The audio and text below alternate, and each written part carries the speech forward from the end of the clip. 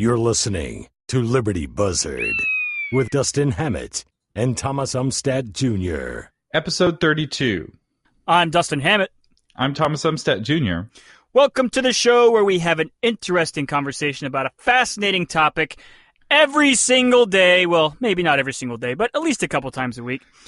In between shows, Thomas and I, we like to bat forth articles that we find on the internet that we think will be interesting topics of conversation. And more these days, we've been talking about the future and what the future looked like a couple futurists and like science fiction and all that kind of jazz, just because it's super interesting. And I found an article, I think it was the Harvard Business Review, titled 3 Kinds of Jobs That Will Thrive as Automation Advances. And so I threw that at him. He read it, and then he threw a video back at me by a YouTube guy named CGP Grey, which I'm a big fan of now, and describes about how bots learn and how machines learn. And it's super fascinating and simultaneously scary. And Terminator will one day be regarded not as science fiction, but as a documentary. And like people will get confused about the time frames because it was so accurate because Skynet's coming for us all. But yeah, so I'm really fascinated by all this stuff. And I sit there and I think we all find ourselves on the Facebooks or the Tweetbooks or the YouTubes or whatever. And you find you're like, oh, like YouTube's terrible. You get on there, you watch one video, the next thing you know, 5 hours of your life have gone by and you don't even know where you are. I mean, you just keep on watching videos. And the CGP Grey video talked about that, discussed how bots are sitting there constantly watching you, and their I love his animation, by the way. His little robots are just sitting there watching you and feeding you more videos to watch because, of course, YouTube and the Googles want to keep you on their website for as long as humanly possible so that they can advertise to you and make money. So, yeah, it's super interesting and also scary because all the stuff that he points out, I'm like, oh, yeah, I am a bot slave because every time I go on the internet, they're just sitting there watching me, learning from me. And one day they will control me. What do you think about that, Thomas? So I think that when it comes to jobs and the destroying of jobs, that we give far too much blame to trade. So if you look at the jobs in this country, did you know that what country is the number one manufacturer in the world?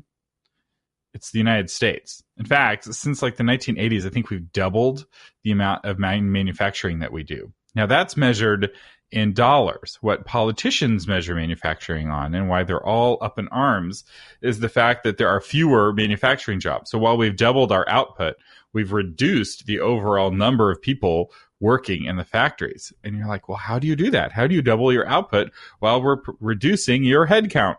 Well, I'll tell you how we used to do it. We used to do it through efficiencies and stopwatches and making things more efficient. But that's not how we're doing it now. Now we're doing it by using automation. We're replacing the humans with robots. But in the American worldview, technology is good, and you can't blame technology. And so it's much easier to blame the tiny fraction of jobs that are moving over to China rather than the massive number of jobs that are being automated away. And I will say, I experienced this. I automated myself out of a job. So when I first, one of the places I worked, when I first got there, you know, every day I left and there's a huge pile of work left undone on my desk because it was just so much to do and there wasn't a lot of systems. And as I worked there, I built systems and I developed software that replaced a lot of the functions of my job until finally, when I was at the very end of while I was there, I had 15, maybe 30 minutes worth of work to do every day. So what used to be this massive pile had been reduced down to 15 or 30 minutes of work because tasks like sending an email, I had software that would customize that email based off of who I was sending it to. I had pre-written email templates, and what used to take an hour now took 30 seconds. And when you do that a handful of times through, you know, various tasks of your job, suddenly you're like, why am I even needed? Why is a human needed in the loop? It's not like this is a missile that's going to destroy somebody. And it really made me kind of question. It's like, gosh, how is it as a human that I add value? Because a lot of the sorts of things that I do as a marketer and as a manager can be better done with software than they can be done by me. And that's a very humbling thought. And it's kind of a scary thought. And this Harvard article acknowledges that. And it's hard to see the future. So imagine it's 1750. And Dustin, you and I are farmers in rural Pennsylvania. And somebody is like, hey, with these new farming equipment, all of our farming jobs are going to be destroyed. And we're like, well, gosh, what are we going to do if we can't farm? There was no way that somebody in 1750 could imagine making lattes, like having a job making a latte. Like the existence of that was so far away from their perception, there was no way to even imagine it. It's like, yes, they drank coffee, but the idea of having somebody make you custom coffee, just the dots don't connect. And I do have faith that what technology takes away, technology gives, and humans find a way to be busy. And working on the earth is what we're here to do, and we'll find ways to do it. But it is interesting that the students in high school today, the students in school today, they are going to be doing jobs that likely don't exist now and won't exist when they retire. So like the most important skill, I think, is the skill to learn quickly something new, because that's the biggest advantage humans have over the machines. We're able to quickly learn something entirely different. And Dustin, what are your thoughts? So you go back to the article. It says 3 kinds of jobs that will thrive as automation advances. And it goes back to what you were saying about automation and rote tasks. Anything that can easily be done over and over and over again the same way a machine is going to be far better able to do than a human being will. So these mass lines of factories that used to have a bunch of people and used to be huge employers are now, as time goes on, as technology gets better and cheaper, are going to be replaced by machines instead of human beings because they're cheaper, they don't require health insurance, et cetera, et cetera. We've discussed that before. So yeah, but I guess the big question is, where will humanity earn a living once all the rote tasks have been assumed by machines, by computers, by machines, robots, what have you? And the article, and I think it's pretty spot on there, goes to say that any job that requires human interaction, that requires creativity in a large scale, creativity beyond what an AI can do, that's where human beings are going to go to. So maybe that means that we have a flourishing of art beyond what we needed. And it's an interesting thought. I was watching a video a while back, and I can't remember who it was. I think it was Sargon of Akkad. It was one of the Dave Rubin interviews that he did, where he was posed the question, what about a basic income? Do you think we'll ever have a time where we'll have a basic income, which is just another way of saying an allocation of resources? Everybody gets this allocation of resources regardless of what work you do, and this is now a human right. And I think we will be there eventually, where you could essentially live your entire life doing almost nothing and you will be given subsistence, because we will be able to produce in an automated level so well that everybody's basic needs will be met. And so that's the big question, is when there is no further need to labor. And I mean labor in the classical sense, where you have a hammer in your hand and you're driving in nails, or you're digging a hole, or you're digging a ditch. When machines have completely assumed those roles and there's no further need to labor, at that point, it could be assumed that our basic needs are met, and we're producing enough resources that we can produce enough resources for every individual and allocate those resources efficiently to every individual on this planet. And I think that's way beyond our lifetimes, Thomas. But I think it's within the realm of possibility. And so when we get there, what do humans do? There's still going to be need to do something. Do we move beyond capitalism? I don't know. Maybe we do. Maybe that's when communism will truly be a thing. Is when there's no further need to labor, and all we have to do is sit around and be artsy and play guitar, and like the Roman nobility used to do back in the day, and just think about stuff. And maybe that's when we push into space. I don't know. We're getting out there, but But yeah, I think I've droned on a little bit too long. Those are my thoughts about what automation means in the future of humanity and just kind of where my brain takes me. What do you think, Thomas? So to understand, what are people going to do in the future when we have this, army of robot slaves that do the things that we do now for us? I think one thing to look at is what's called the diamond water paradox. It's an economic paradox. And it is all about the question, why is it that diamonds are more valuable than water? If you don't have water, you die. And yet diamonds are 1,000 times, 1,000,000 times more valuable ounce for ounce than water. When you can live your entire life and never interact with the diamond and live a happy, fulfilled life. So why is it that diamonds are more valuable? In part of the reason why diamonds are more valuable than water is that water is only valuable until you have enough of it, right? So if you need a gallon a day to live, once you've had that first gallon, that second gallon's far less valuable. But the other reason why diamonds are more valuable, and the more important one for this discussion, is that they're scarce. And what we're already seeing this in our economy now. It used to be what was scarce was food. Everyone was kind of on the edge of starvation, and your entire life revolved around the growing, gathering, and eating of food. Food's not really scarce, especially in the United States. We export food. We grow far more food than we will ever need here. We ship food all over the world. And so what is it that people do all day if they're not growing food? And the food making jobs were already automated. The machines came for those jobs a long time ago. And if you still have a food making job, good on you. That's very rare. So we can kind of project into the future that it will be something kind of like that. And I think the scarce thing, especially moving forward, is humanity. That human element of your job. Which is interesting because that was what in the 20th century was taken away from every job. So let's go back to the 19th century. You're a blacksmith and you're making horseshoes. Somebody brings in their horse and it, is hurt and threw a shoe, and you're treating the horse. You're humanly interacting with that person, and then you craft a custom horseshoe just for that person's horse, and you've had this human moment. And in the 20th century, instead, your son got a job in a horseshoe factory where you made horseshoes of preset sizes. And you're able to make so many more horseshoes so much faster. It was cheaper to make, 1,000,000 horseshoes in each size. And then you come in, you take a picture of the horse's hoof or look at it. And you're like, oh, you're a size 5.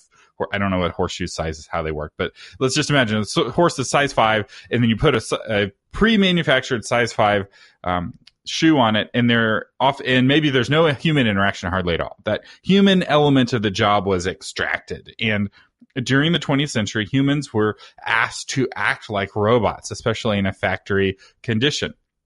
All I do is put this widget inside of this socket over and over and over again. There's no humanity. There's no creativity. There's no thinking. There's no questioning. There's no asking why.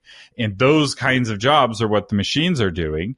And what it's allowing us to do as we move forward is to be more human in our work. And the sorts of things the machines will never be able to do is that intangible humanness. So sure, a machine can play chess, but beating a machine isn't as satisfying as beating a human, because there's something about interacting with other humans that's special, right? There's a reason we choose, most of the time when people play chess, they choose to play against other humans, even though they could play against a machine who's right at their level all the time. As they get better, the machine gets better. And yet we still prefer to play with humans a lot. And I think that's very telling. And that's kind of what this article from the Harvard Business Review was talking about. The kinds of jobs that are going to flourish are jobs where you're coaching or you're creating or you're composing. It's that art. It's that kind of magic almost that humans have with them, that supernatural element, the breath of the divine that the machine isn't going to have. And as you lean in on that, that is where you will be safe from the machines coming from your job or coming for your job. So as you were talking, Thomas, I was thinking back to the video you sent me, the CGP Grey video. And in that video, he discusses the human brains and synapses and how scientists and doctors who are studying human brains, they might be able to understand what one individual synapse does but it's the interaction among the billions of synapses or millions or however many there are up in that little piece of meat in between your ears. It's understanding how they cooperate that creates the computer that is the human brain that is completely beyond us. I mean, we just can't understand it. It goes beyond the dimensional mathematics or science that we know. And then he goes on and he talks about these bots and how they're created with ones and zeros in code, if then code that is really pretty rudimentary and simple. And the programmers create bots that try to do things, and it creates teacher bots and it creates other types of bots. And these bots eventually start creating themselves. And one of the things that stood out to me was one of the things he mentioned in the video was that these individual bots, I don't think he said this expressly, but this is what stood out. These individual bots almost start to act like synapses in the fact that we know what the individual bots do, but all of a sudden the bots creating the bots, and they start getting good at these tasks that we're asking them to do, but we don't understand how, or we don't understand why. So essentially these bots are becoming synapses and they're becoming brains. And so it's interesting and it's scary. And I think this is, the singularity that we all fear as humans in the science fiction context. And real quick, for our listeners who don't know what the singularity is, what is the singularity?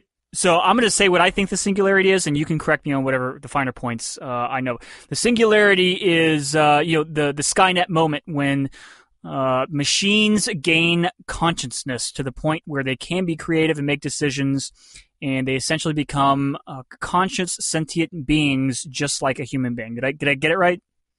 Yeah, that's close. Another way I've heard of it described is when machines are able entirely on their own to build more advanced machines, then suddenly there is this chart that goes basically straight up, where then those more advanced machines make even more advanced machines, and then we have self-aware super machines that, in the science fiction context, take over the world and, become our new masters. Skynet, iRobot, etc. Yeah, all that kind of stuff, all that good stuff. So I guess the point I was driving at is that when this singularity happens and all of a sudden machines are not only creative, but maybe they're creative in a way that we never can be. And then all of a sudden you start questioning the nature of humanity. And that starts getting real scary real fast.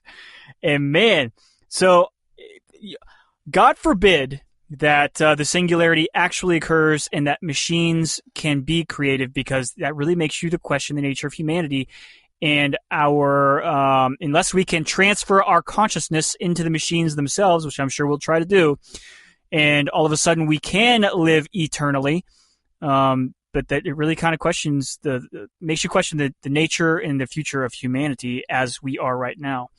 Another point I wanted to bring up was you started talking about machines and machinery and technology in a historical sense. And something that just kind of popped into my head was the cotton gin. For those of you who remember American history from high school, if you went to high school here in the great United States of America, you know that Eli Whitney was the inventor of the cotton gin. And that few people don't actually remember or realize that Eli Whitney was a abolitionist, as I recall. An abolitionist is someone who wanted to abolish slavery. And he invented the cotton gin and thought, this thing's great. This thing's going to work so well that we will be able to get rid of slavery. It actually had the exact opposite effect. The cotton gin worked so well that it increased the demand for slaves and slave labor by magnitudes. I can't even say exactly what the magnitude is, but by magnitudes. It actually increased the need for slaves. So it had the opposite effect. So I'm not necessarily worried about machines taking over car jobs, because I think there will always be something that will require labor somewhere, that will require humanity somewhere, because God knows I do not like getting on the phone and placing a call and talking to a machine. I despise it. I think most human beings do. I will pay extra to be able to talk to a mom and pop shop somewhere who, when I call, I know that a human being is going to answer the phone, and I can interact with a human being and not have to press 0 multiple times, just in the hopes of talking to human beings. And Thomas, I'll just put this out there. Sometimes in those big companies, you finally get to what you think is a human being and you start talking to them, but it's almost like you're talking to a machine just because they are so rote. So yeah, I think I'm kind of petered out on that thought. I'm going to toss it back to you, Thomas. So a couple of thoughts. One, let's hope that the machines take some of our jobs, because at 1.84 births per woman, which is the current U.S. fertility rate, we're going to need them to, because our population is going to be shrinking, and the population of a lot of the world is shrinking. The fertility rate, if you look at a graph of it, it's like it's fallen off of a cliff. So in 1950, the world fertility rate was 5.05 births per woman, according to some website called ourworldanddata.org. And in 2015, which is our most recent year to have data, it's 2.49 live births per woman. So it's dropped in half over the last 65 years that we have data. And the trend is down. It's down almost every year from the year before. I mean, it's just, we don't know what the floor is of the birth rate. So we're likely going to see a shrinking population across the world. And we're already seeing a shrinking population in a lot of countries. A lot of the Western wealthy countries are shrinking in their population, or they will be. We've had the advances of science and technology have allowed older people to live longer. So the total population hasn't started shrinking yet, but it's getting older and often less productive, because, somebody who's 90 years old isn't likely working in a factory anymore. So they're not a part of the labor force. So that labor force is shrinking. And the more older people you have relying on younger people to provide for them, the more you need young robots to pick up the slack. And so this actually may be exactly what we need in order to kind of survive the coming crisis of the graying of America, the graying of China, the graying of Japan. And another thing, and this is just speculation, is that perhaps as we get this greater amount of automation, it will allow us to have more leisure again. When they've studied hunter-gatherer societies, they only spent like 20 hours a week working. And the other time they were just kind of hanging out. And the more technology you have, the more you tend to work. When we added automobiles, before we had automobiles, the typical commute in London, if I'm remembering this correctly, was about 15 to 20 minutes. Then they added the metro, and then they added automobiles, and the typical commute, did it get shorter because suddenly people have cars? No, people moved farther away from their offices, and the commute has stayed about the same. Humans have had the same commute regardless of the travel technology. When we added all of these automation devices to the home, things like washing machines, for instance, it didn't actually reduce the amount of time women spent washing clothes. It just meant that they washed clothes more often. So we have cleaner clothes now than we had before, but women still spent the same amount of time. In fact, there is this phenomenon where you can actually automate something too much where people don't want to do it. So in the 50s, they created a cake mix where all you had to do was add water. And it wasn't successful. 1950s women or 1960s women didn't like the idea of it being that easy. Baking a cake for their family had to be hard, or it didn't have meaning and had to have some challenge. And so they made a change to the cake mix where they required you to add eggs and oil, which they totally could have had, powdered eggs and oil in the mix, and they did originally. But when they took it out and suddenly you're required to add 2 eggs and some oil, that was just enough labor to make it. To rationalize it. And so now it still feels like I'm baking a cake for my family.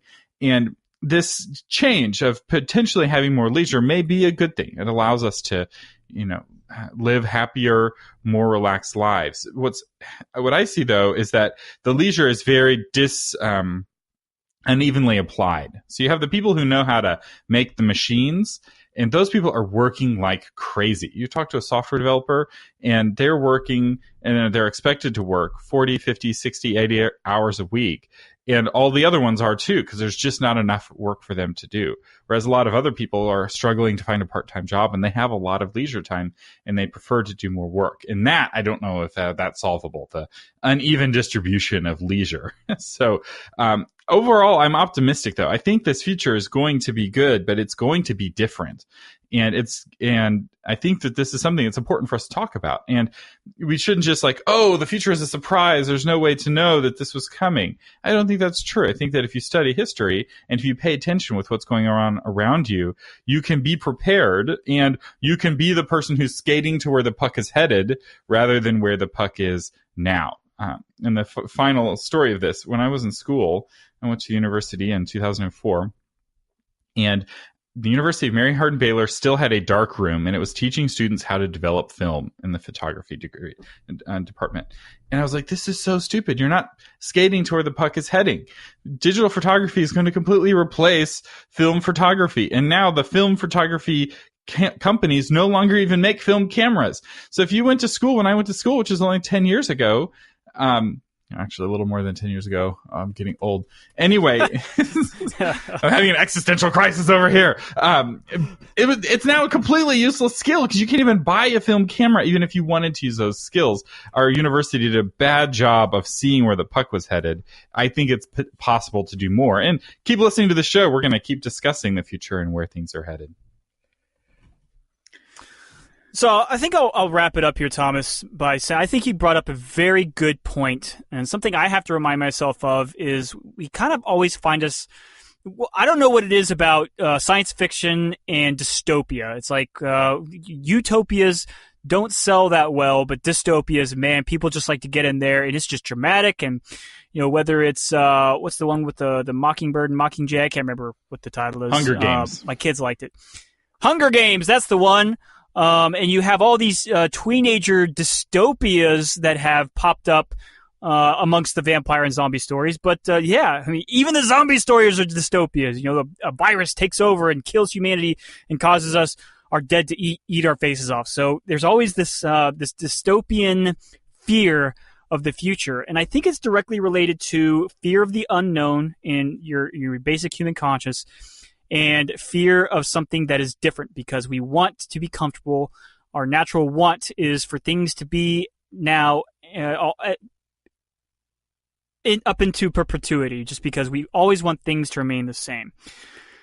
So you have, especially the old timers, we all, the cliche old guy down at the barber shop, oh, the world's going to hell and this, that, and the other. And we all think the world's going to end because Donald Trump is president or some such like that. But the truth is, the history of humanity and the history of the world, well, let's just focus on the history of humanity. The history of humanity, yeah, we have little dips, and we have spots in there that are pretty terrible. But for the most part, the world has gotten better year after year after year, whether, it's battling famine and the fact that famine is still a factor of humanity in the poorer countries. But it's not anything like it was back in the day.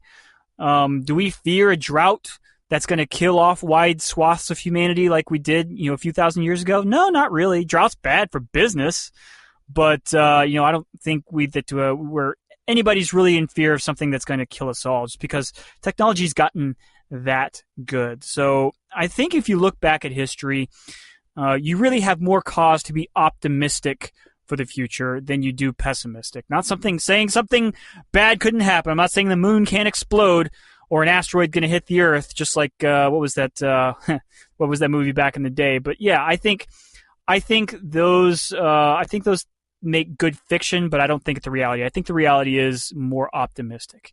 Any last minute thoughts, Thomas?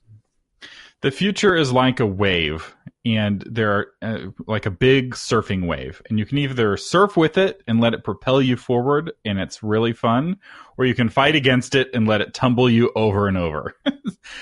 Those are basically your two options. There is no avoiding the fact that change is coming and the future is going to become the present. And so why not enjoy it? Why not surf? Why not let it propel you into the future? I experienced being tumbled by waves in Hawaii, and let me say, it was not a great experience. I would much prefer to surf. And I think knowing what's coming and adapting to the changing future is definitely the better way to live your life. It's the happier way to live your life than putting your head in the sand and hoping that you can hold on for dear life to the way things used to be. I like that, Thomas. All right, so we do want to know what you think. Feel free to leave us a comment. This was episode 32, so go to Liberty Buzzard /032 to leave a comment.